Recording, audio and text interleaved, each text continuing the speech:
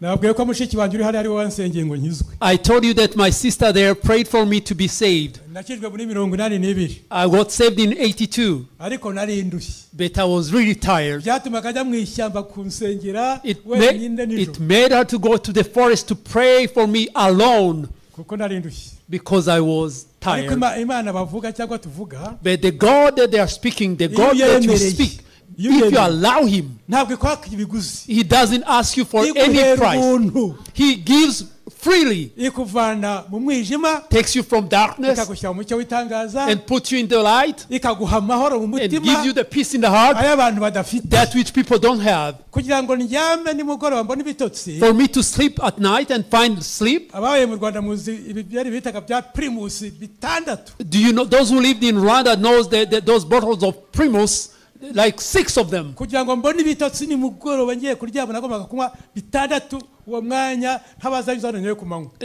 requires that I had like 6 bottles before I go to bed. But when I met Jesus, when I received Jesus, he took away that drunkenness. When I will come to that, it will smell bad. But before it was like perfume that attracts me. Before any bar, it will be like a force pulling me in. My wife didn't say something, but I will say it for her. I started work in 67, the public work, public servant. And I had good salary. I was in the court of law, but I was a servant. Assembly, oh okay, the National Assembly. But she didn't see any of my salary. Because my salary will go to pay for the debts I had in the bars. And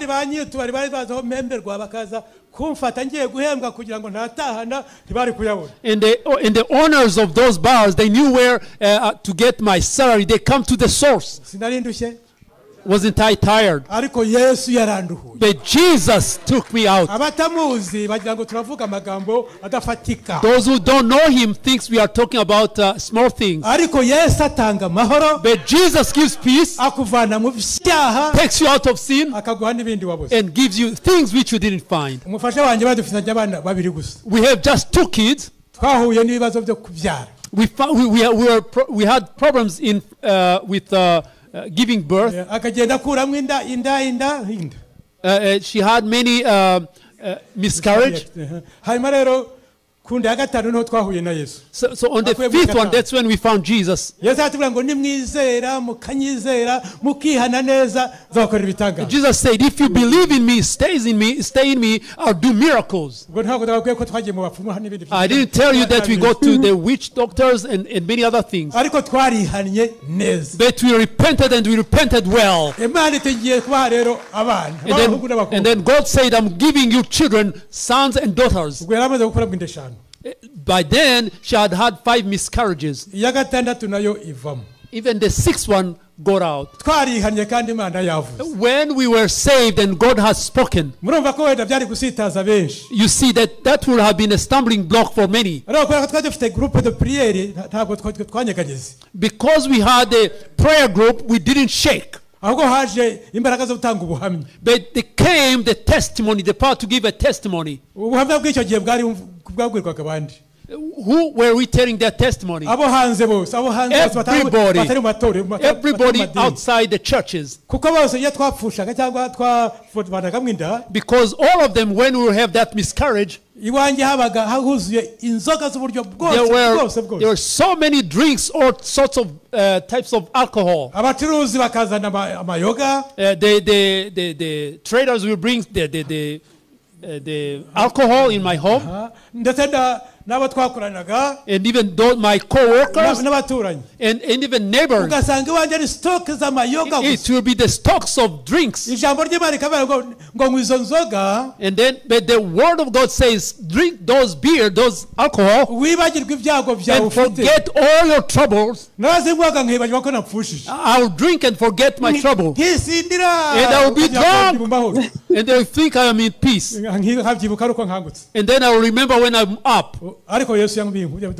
But Jesus took me out of that. After the 6th miscarriage, nobody brought the alcohol drink in my house. There was a minister who was smoking. They would take a cigarette one after another.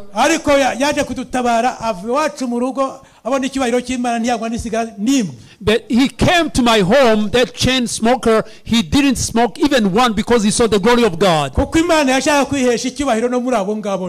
God wanted to show his glory even among those ones. And he did it. Going forward, they told us about being baptized with immersion.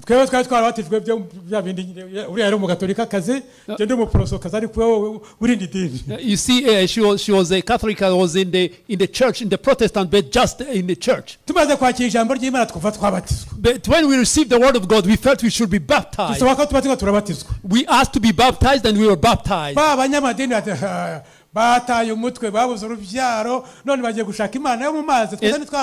And those religious people started to say they've lost their mind. Haven't we baptized them?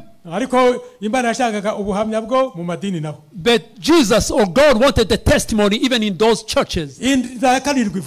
Even the 7th one, we got the 7th miscarriage. And those religious people said, didn't we tell you that God of the water, will he give them children? Even the 9th, when the child we were expecting, the 9th one, we had miscarriage still. Abaganga bari bamugiriye inama cyangwa batugiriye inama ngo tujye muri komisiyo medika imwohereze mu mahanga y'Uburaya barebe ko yabyara. Because we had gone to the doctors and they had given us advice to go to abroad to see if she could give birth. Ariko ntabyo ntibyashobotse kuko yarabahamirije ati Imana yambwiye kuzampa abana b'abahungu n'abakobwa muzabibona. And even then she gave the testimony that God told her that she will get sons and daughters, and you'll see it. They said, that's your business. But the 9th one, she got birth, she expected, and then she gave birth. And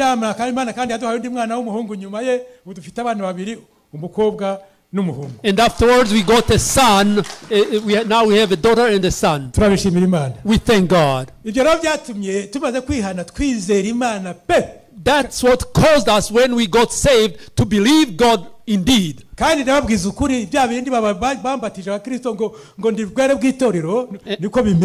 I tell you that name they gave me of holiness, that's how it is. I don't like people who come to church and go making the name of God being mocked, without trying to do everything they can to please God. So we love God. We love God. And even now I love God. Wherever I went, I said, even if they cut my throat, I will not say no to my Lord. My name is Usabwimana Samuel. And then Mukayigire Virginie. We live in Belgium, in Brussels. We have been there for 10 years. We thank God for that. We are about to read the Word of God. Allow me to give you the Word. The Word that the Lord has given me. These days the Lord has woken me up. That which the pastor said about the revival, that's also my file. And we need to learn it together. turaza kuyisengera. May the Lord help this group. May God, we will pray for them. Kugira ngo Imana izadufashe dukorane umurimo w'Imana. That God may help you to do the work of God together. Reka mbaze mbahe ubutumwa Imana yampaye. Let me give you the message that I received from God. Dusome muri Ezekiel 22. Let's read in Ezekiel 22.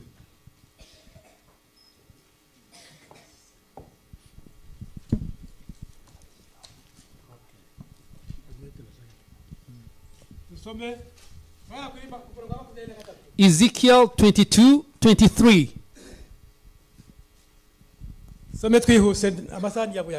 Ezekiel 22 verse 23. Nuko ijambo ry'Uwiteka rinzaho riti, mwana w'umuntu, ukibwira uti igihugu kitabononijwe, kitavuwe imvura ku munsi w'uburakari bukaze. Noneho mwumva abantu ibyo bakoze muri icyo gihugu.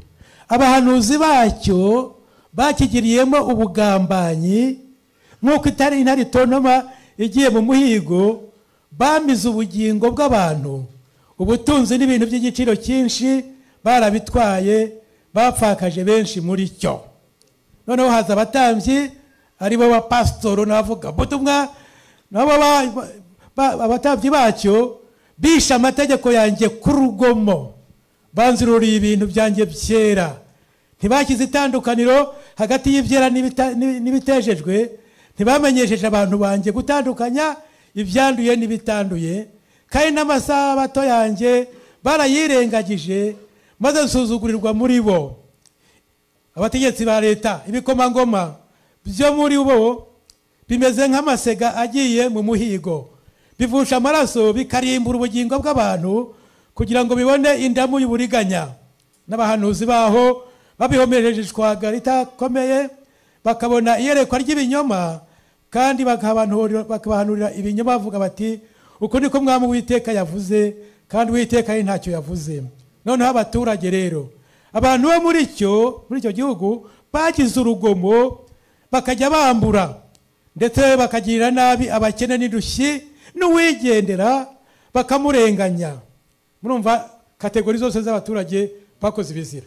Noneho umurongo wa 30, kandi nashatse umuntu muri bo wasa n'inkike, ngo hagari imbere yanjye mu cyuho, hagariye igihugu kugira ngo ntakirimbura, ariko ntawe nabonye.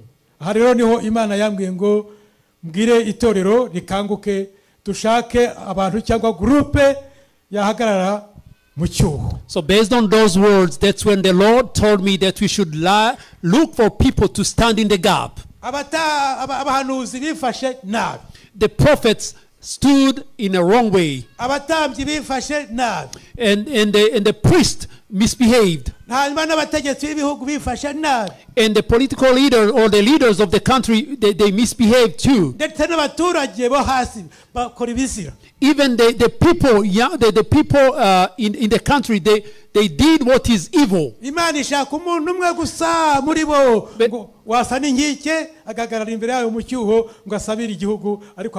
God looked just for one person who could stand in the gap to pray for the country, but he couldn't find one.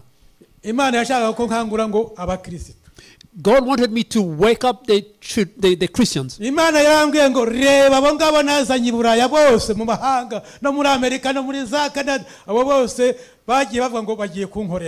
God told me, look at all of those ones that I've brought to Europe, to Canada, to US. All those ones are going to serve me. But when they arrived, they forgot about me. We heard many testimonies of those who have arrived here, of those who forgot about God. You left God. You left the work that God called you for.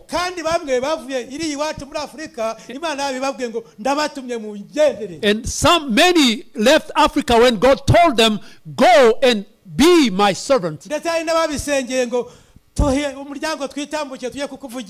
there are many who prayed for it, asking God, give us the door that we may go and speak for you. But there is something that God showed me. There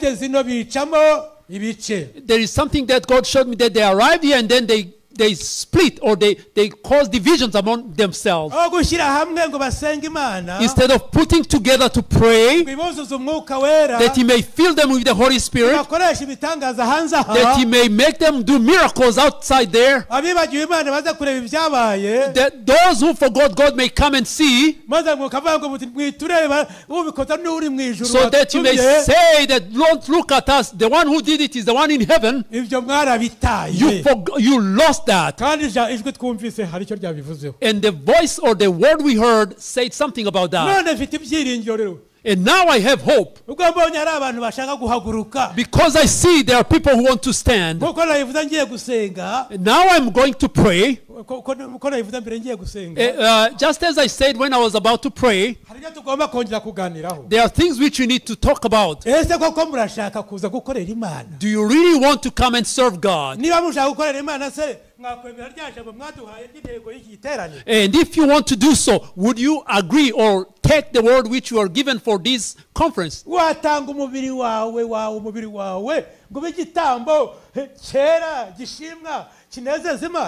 you give your body to be a living sacrifice pleasing to God?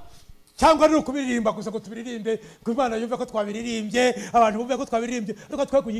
it's just singing it so that people may hear we sang about it, but doing nothing. But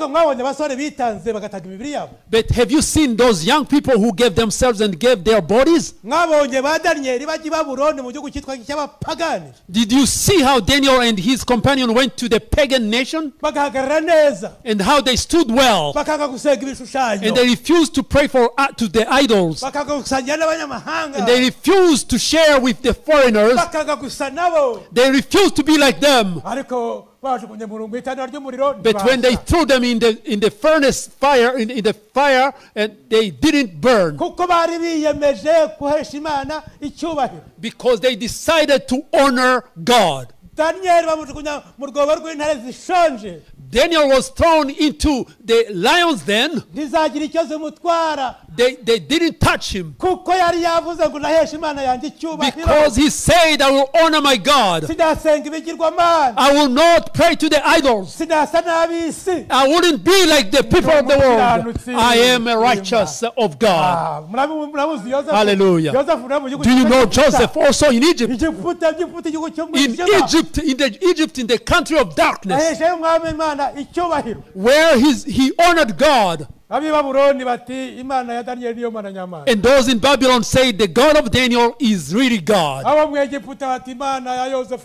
And those in Egypt say the God of Joseph is a God indeed.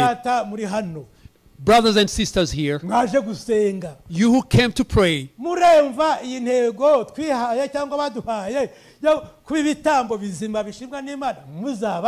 do you feel that this theme we have been given to be a living sacrifice, that you will indeed be what it says? Now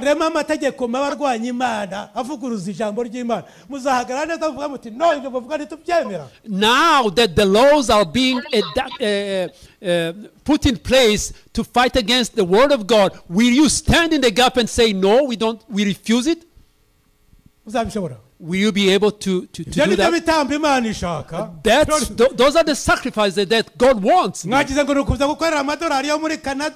think it's just coming to work for dollars here and in Europe? Do you think that's why God brought you? God brought you that you may honor Him and give Him glory.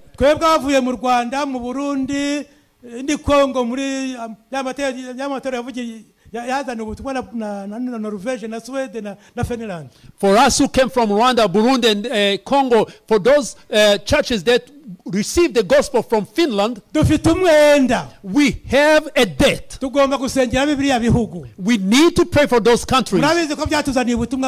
You know that they brought the good news. And in this country, these days, they are in the weakness. They don't have the word of God there. They accepted to make things enter so that the government don't look at them in the wrong way.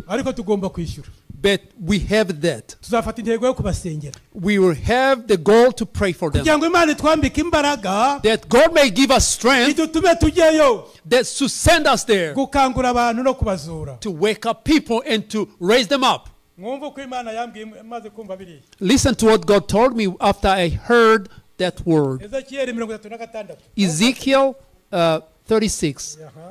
no twasome mwumve. Let's read there too. Ezekiel 36. ndabizi n'abatindi.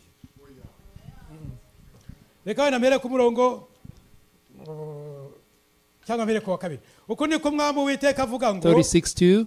kuko umwanzi yabashinyaguriye ati awa, ati za nsengero zanyu zo kutununga za kera twarazihinduye. nuko hano uvuga uti uko niko Mwami Uwiteka avuga ngo baguhinduye amatongo bakumira bunguri baguturutse impande zose kugira ngo mube inzungu z'abasigaye bo mu mahanga, kandi mukaba igitorero cy'abanyamagambo, mukavugwa nabi na rubanda.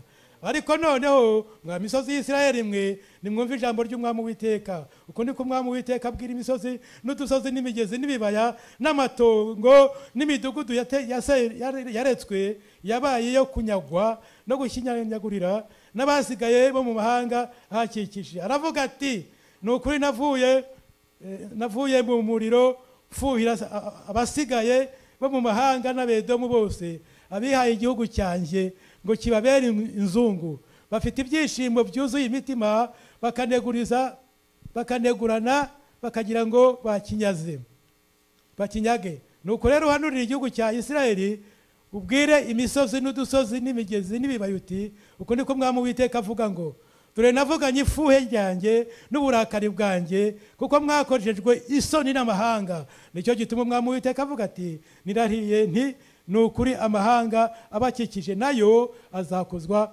isoni. Murongo wa 15 sinshaka kuzongera kumva abanyamahanga bagutuka habe no gukozwa isoni nabo, n'ubwoko bwawe ntuzongera kubusitaza ukundi, niko Umwami Uwiteka avuga. ndumva mwayumvise ndaza kwasubiramo umurongo wa 22 rero. nuko rero ubwira ab'inzu ya Isirayeli uti nimwumve ko Umwami Uwiteka avuga ngo si ku bwanyu nzabikora mwaba inzu y'Isirayeli mwe, ahubwo ni ku bw'izina ryanjye ryera iryo mwaziruriye mu mahanga mwagiyemo, kandi nzubahiriza izina ryanjye rikomeye iryaziruriwe mu mahanga ari mwe mwariziruye, maze amahanga azamenya yuko ndi Uwiteka ubwo nziyerekana muri mwe imbere yabo ko ndi uwera, niko Umwami Uwiteka avuga.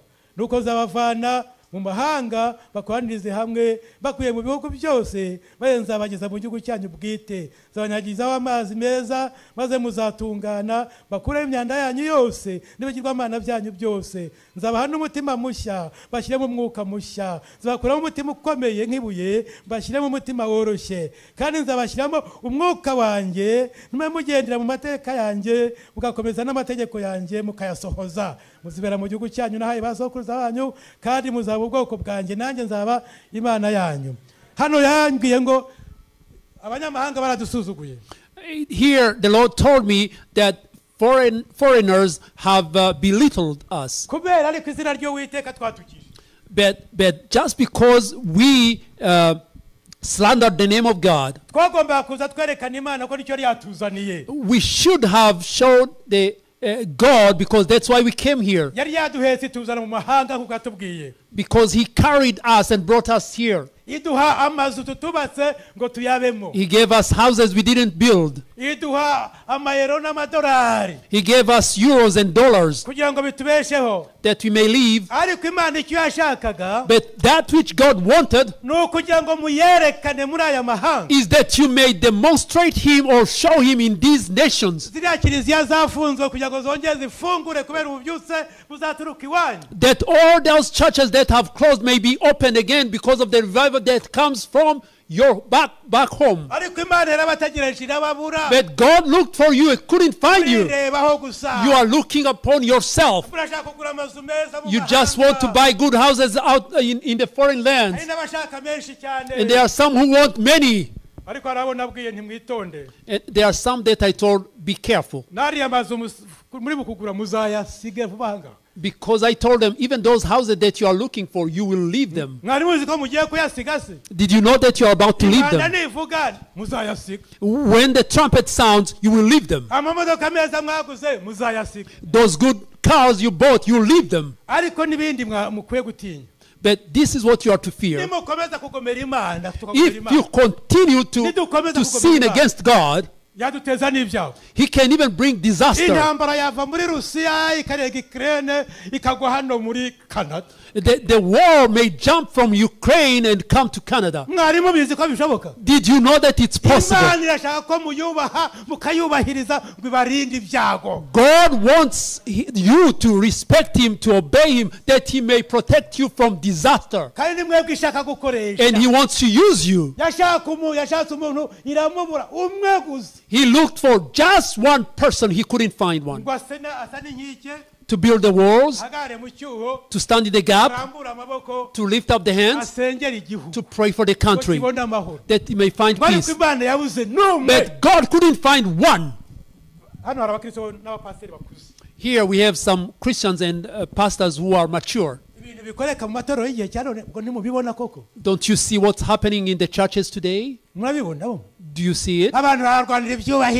People are fighting for honor. Others are lying against others, that they may find places, positions. But they don't know that the God of heaven is there, that he's coming to judge. What people? Did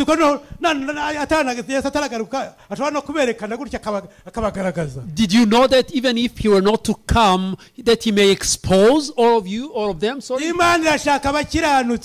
God wants righteousness. I thank God that I found people who have good plans, a good purpose, who are about to help me, to join me, to pray for this. The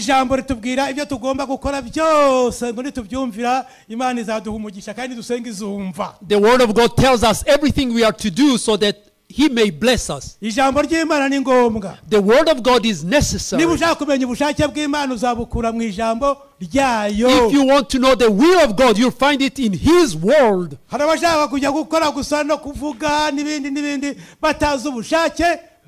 There are those who just want to go and work. They don't know the will of God.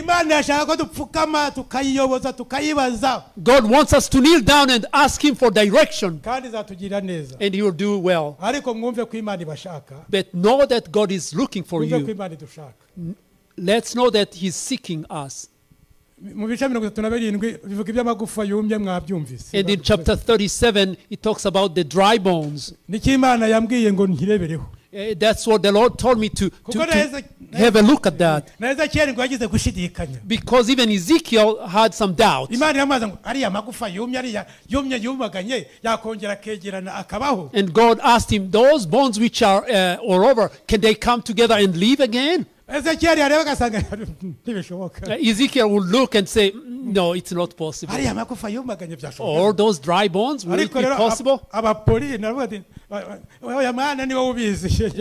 And then he was polite and said, no, God, you know it. But God said, prophesy against those bones. For those bones. Would you believe that I have become Ezekiel? I have come to prophesy for those dry bones. God can make them live. He said, go and prophesy on those bones. And when he started to prophesy, and then there was earthquake. And then the dry bones started to jump, one finding its own. And then they found skeletons there. And then God said, pray again, prophesy. And then he started to prophesy, and then there was sinews. And then there were some flesh. And then he covered it with the skin. And then he said, prophesy again that the wind may come. And then he prophesied. And then the breath came, and then they started working. And then they made groups. Imana yarambwiye ngo birashoboka. God told me it's possible. Ariko ikeneye groupe ihuje umutima. But he needs people who are united. Biraruhije ariko gato. But it's a little bit difficult. Because when you are doing things like this, you think, oh, we have done great things which are good. Because it's not all of you. You need to join your hearts. When you're many, look at the churches, the letters which were written to those churches in Ephesus. Depending on the percentage of those who had truly believed in God. But God wants to use us all. But there is one thing, there is what we need to do first. To repent from deep down in our hearts. Those who know me in Rwanda,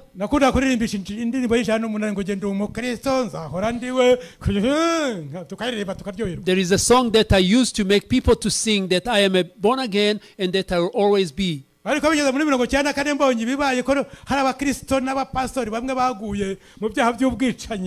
when it came to 94, when I saw people who the pastors who backslided and committed genocide. I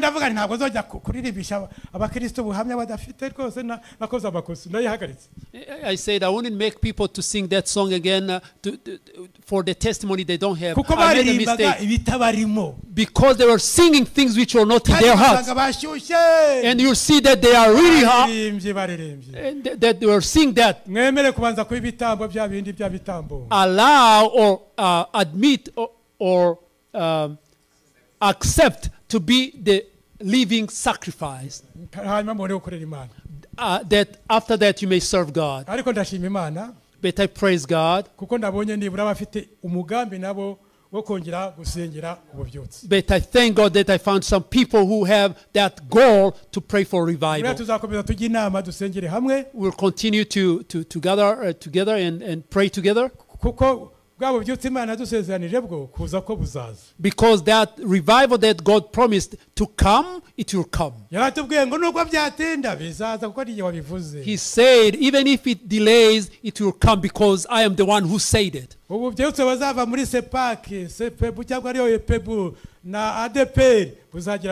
That revival that will come from Sepak and ADEPR, it will reach the whole world. Don't look at what has happened and say that's unspeakable. He said, I'll raise my church and make it stand in glory. We have that promise from long time. And we thank God. In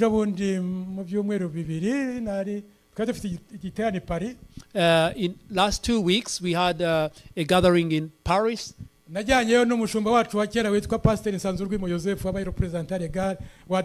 I went there with our pastor, who was also the leader of the Pentecostal church in Rwanda, Sanzurwimo. And we went with the choir called La Lumière. What was the goal?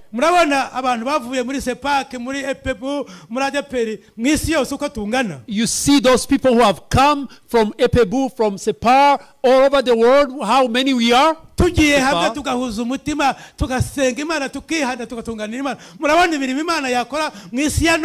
see the work that the Lord will do in this world today if we were to come together and pray?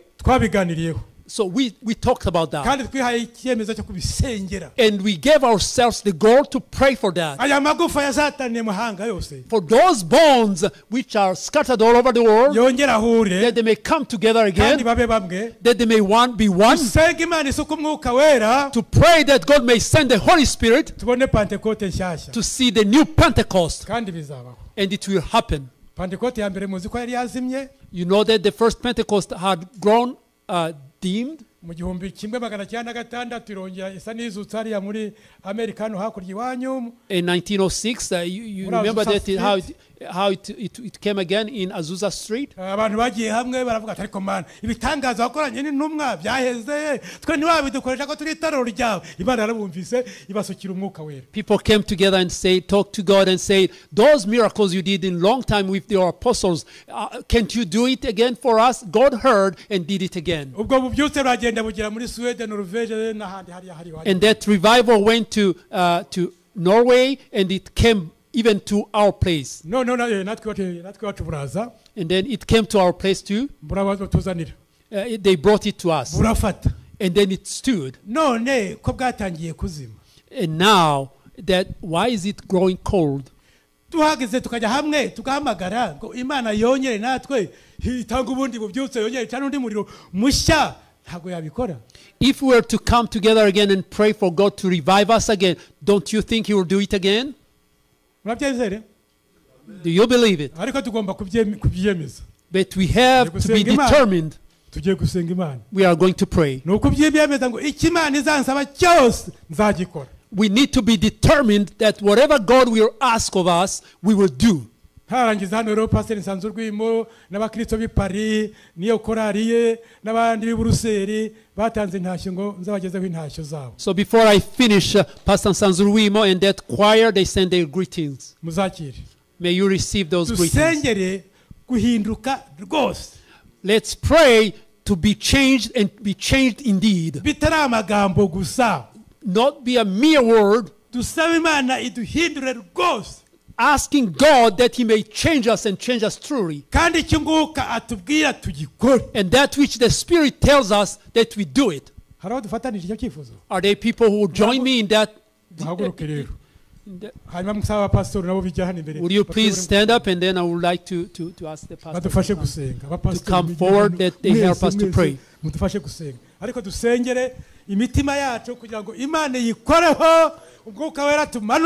That we are praying for our hearts, that God may touch our hearts, that God may change us in the name of Jesus Christ.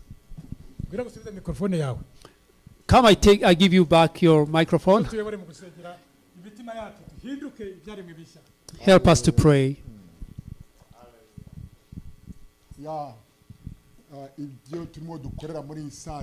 What is happening in this hall?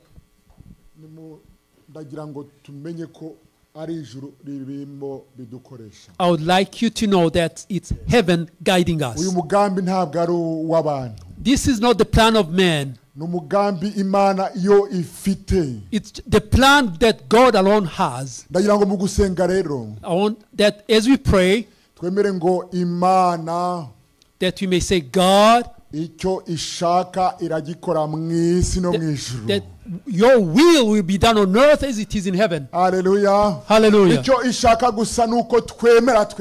That which He wants is for us to agree, that He may fulfill His plans in us.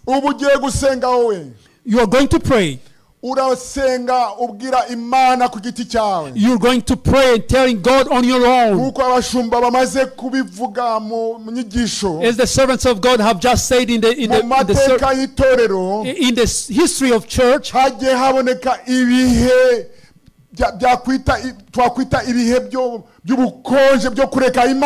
there were times that we can call the times which were dark of cold. But time will come when God will raise up people, and then He'll touch their hearts the way He has brought us in this conference, that He may change things. Let's pray, all of us. Just as we did it a few minutes ago, a few hours ago, we are going to pray. And us also as pastors, we are going to pray.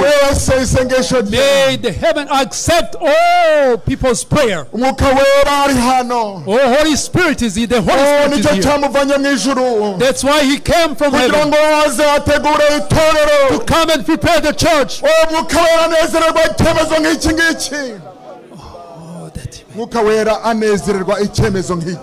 the Holy Spirit is pleased with these. These are good times that the Holy Spirit is pleased. Oh, Holy Spirit. Hallelujah. You are pleased. Hallelujah. Hallelujah. Urakoze. Thank you.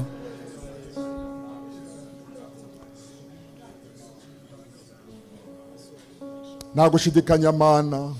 Without any doubt, Lord, ko uyu ari umugambi wawe. That this is your plan. Kandi dufite amatsiko ibigiye kuba imbere. And we are curious for what you are about to do. Ubwo wakije umuriro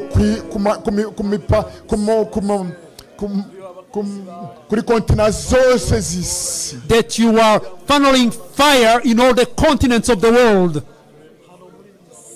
Turi hano Mana. We are here. Hallelujah.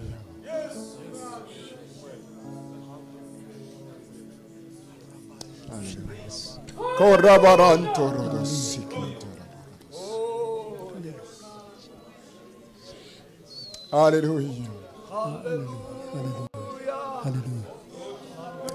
Hallelujah. Urakoze. Thank you, Jesus.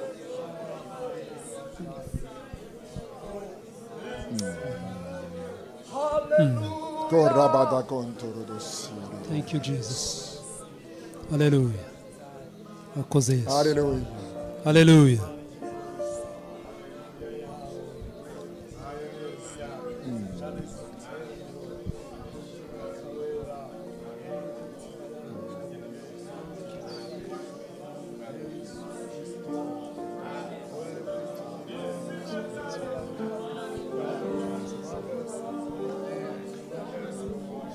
Ibyange byose uko bingana.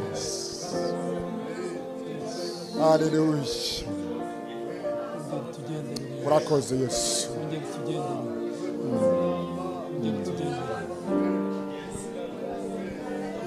Urakoze Yesu.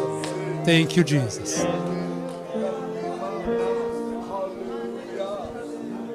Hallelujah. Urakoze Yesu.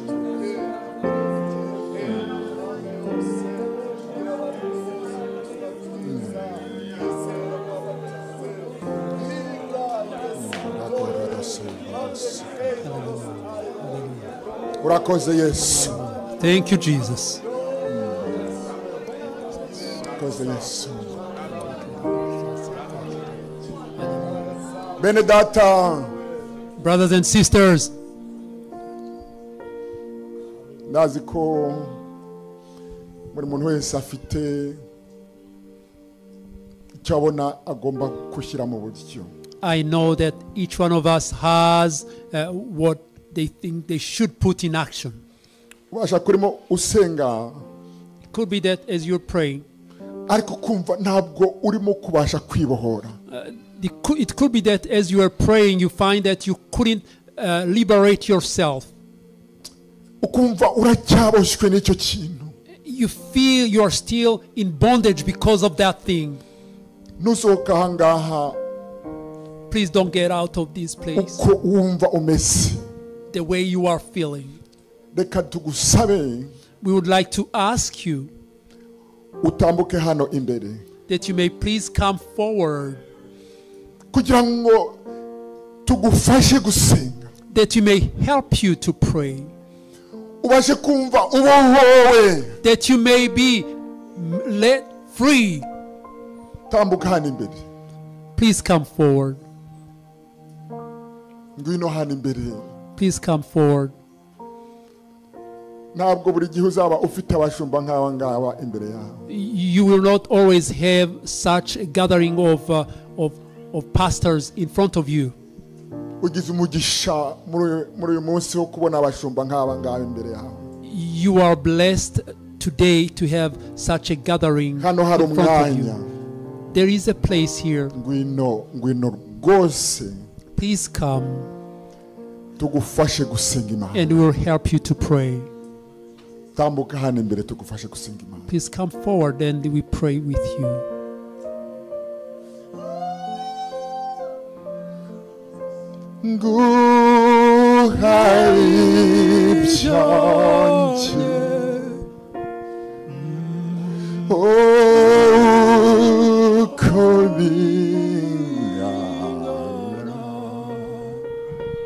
mwami wanjye mwami wanjye izunguna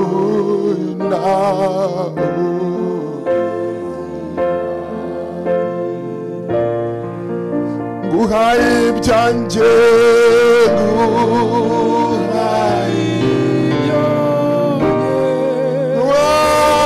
ibyanjye byose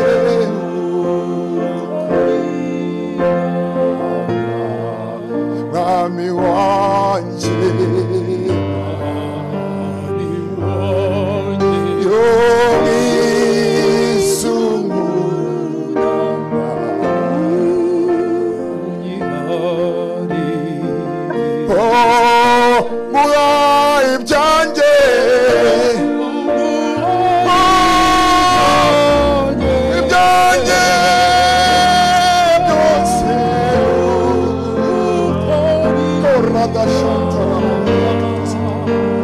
mureke dusenge duca imigozi yose y'umwami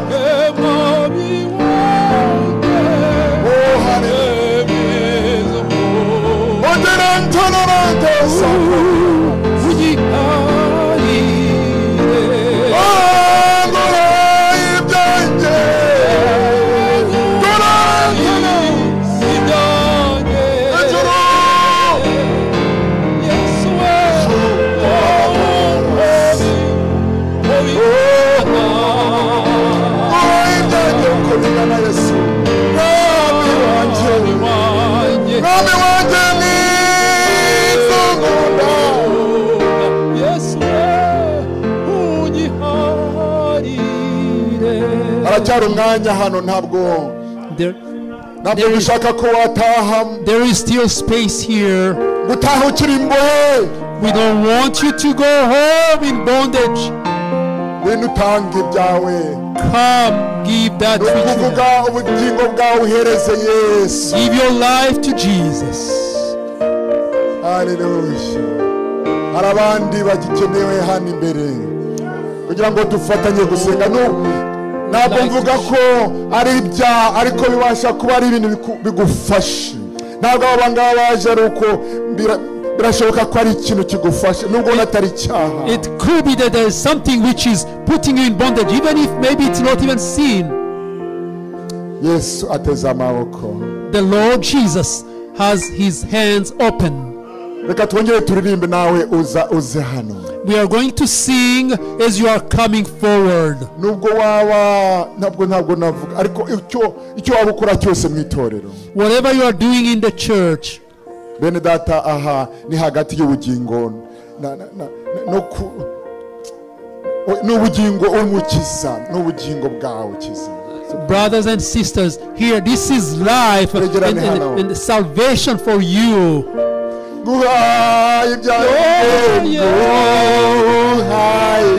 Surrender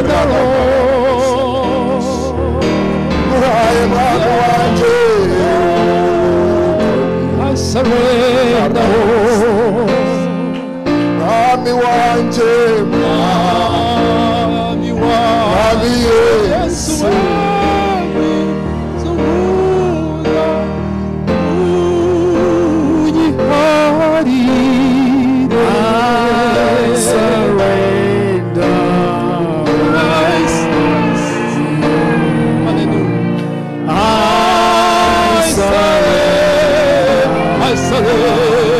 I surrender all to thee, my blessed Savior. I surrender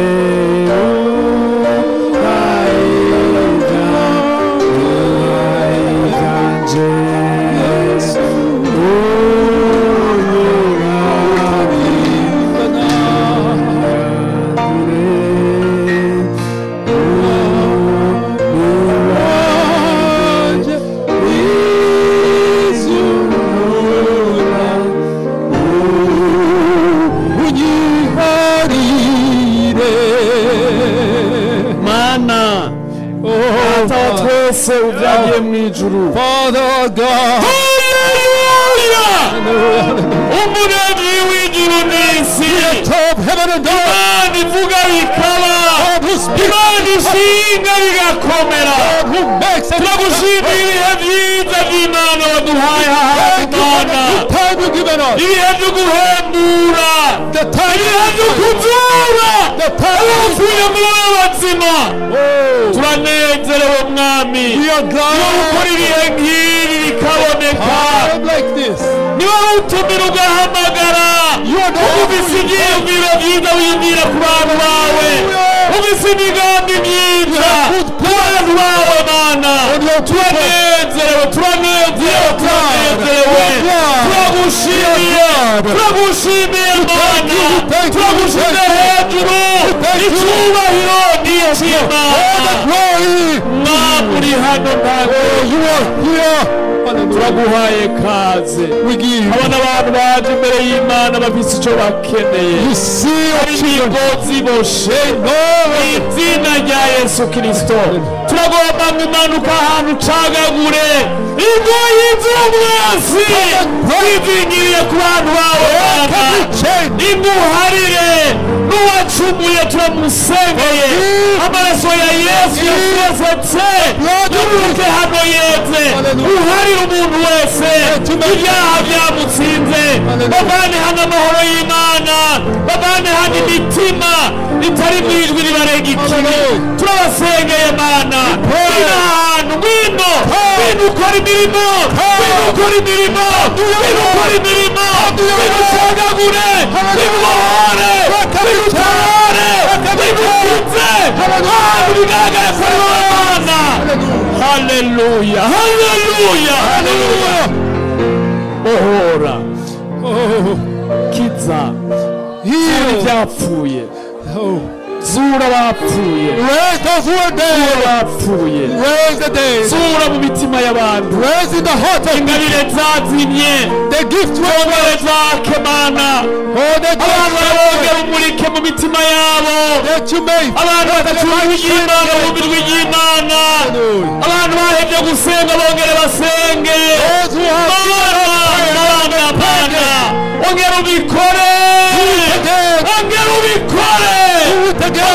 nk'uko wabikoze mwami myaka ya kera abantu b'imana bongera bagira ubusabane nawe haleluya abantu babe bazima umaze kutuzura ahantu turi tuzabasha kuzura n'abandi bapfuye mana yo mw'ijuru tuzabwira ko amagufa yumye azoba mazima urakoze mana turagushimiye turi hano nicyo gituma waduhamagaye nicyo gituma watuzanye aha kugira ngo tugire neza turagushimira ibikorwa byiza dukoreye tugize neza ku majambo meza tugize neza kuzura tugize neza gukiza tuguhaye impundu n'icyubahiro dukomeye amashyi mwami yakubereye ko amahanga yose ashima turagushimiye cyubahiro ni rwawe uterekaniye Imana izina rya Yesu in the name of Jesus. Amen. Amen.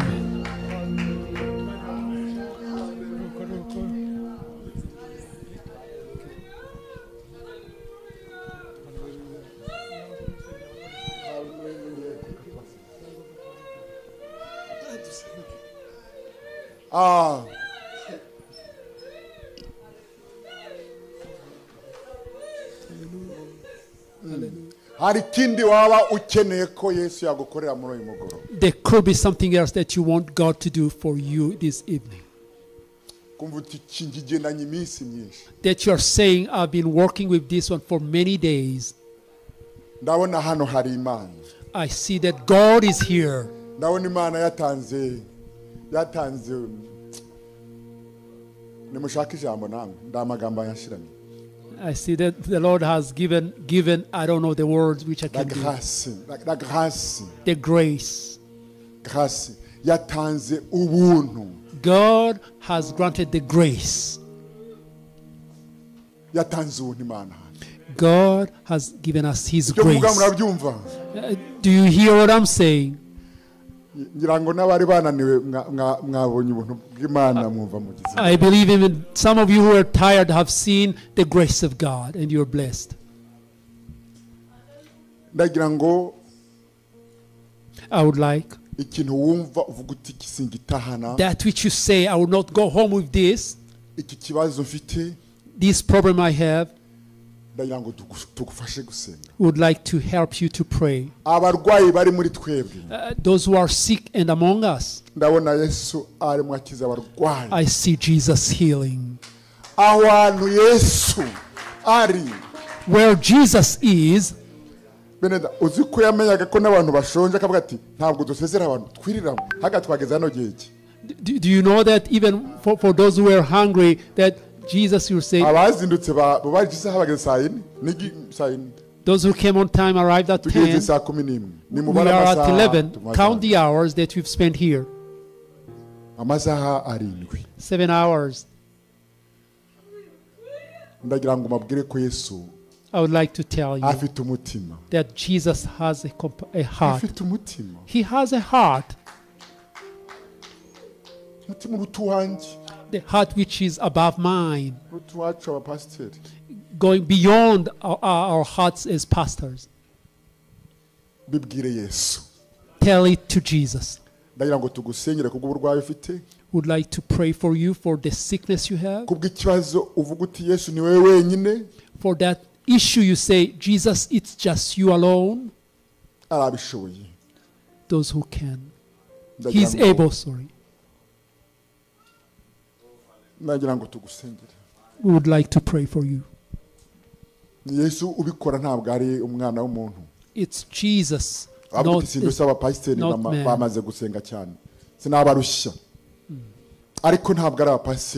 It's not the pastors.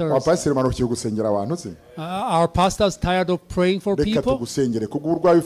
We are going to pray for you, for the sickness you have, for the problem you have.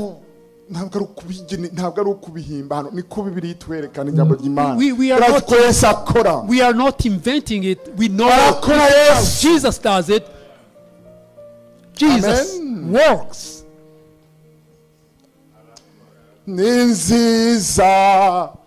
Yangiriye neza mutima wanjye himbaziyo nziza yo yangiriye neza mutima wanjye himbaziyo mana nziza yangiriye neza mutima wanjye himbaziyo mana nziza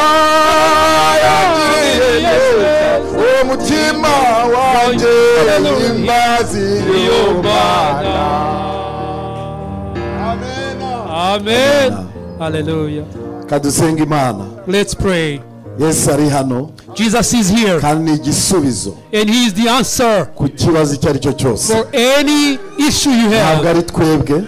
It's not us. Ariko Yesu nyiri umurimo. But Jesus, hano kugira ngo agukize. He is here to heal you. Kugira ngo asubize cya cyifuzo. To answer that issue. Reka dusenge Imana. Let's pray. Nawe wizere. And you believe. May you believe. Imana yakora imirimo. And God will do his work. Mwami Yesu Kristo. Lord Jesus Christ. Byiringiro byacu. Our hope. Mahoro yacu. Our peace. Uri kumwe natwe. You are with us. Urahangaha. You are here. Waravuze ngo mugende. You say and tell all the creatures in the signs that will go, they will lay their hands on the sick, they will cast out in the name of Jesus. That's why we stand today. We are standing in that word in the name of Jesus. indwara We command the izo arizo zose, every type of indwara zo mu mutwe, any indwara zo mu nda, the stomach, indwara z'imitsi,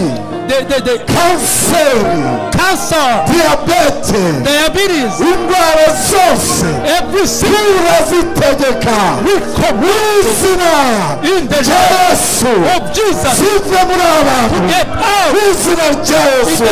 Toka va mu bantu mu izina rya Yesu.